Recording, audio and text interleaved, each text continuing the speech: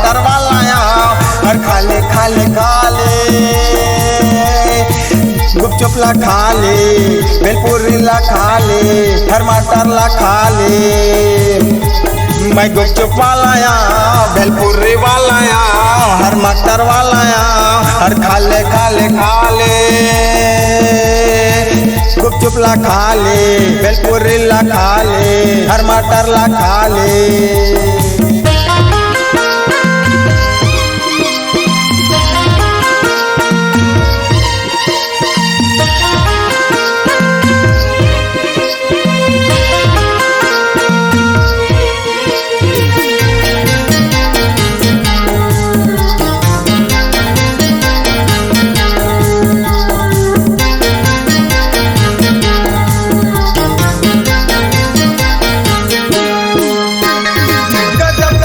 गुपचुप लावो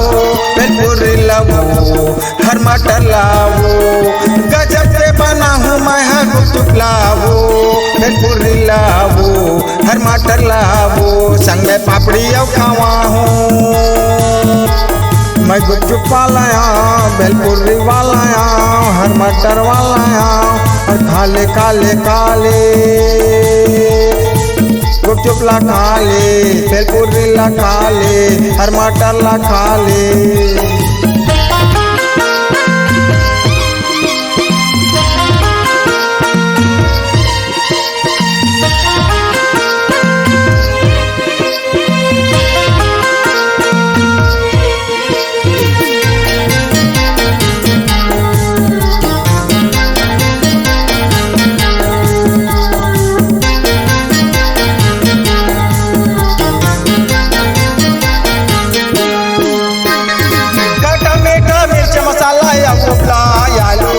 खट्टा मीठा मिर्च मसाला उपला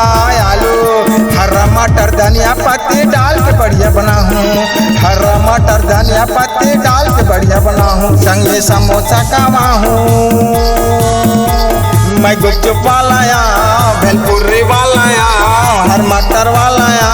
हर खाले खाले खाले गुपचुप ला खाले भेलपुरी ला खाले हर मटर ला खाले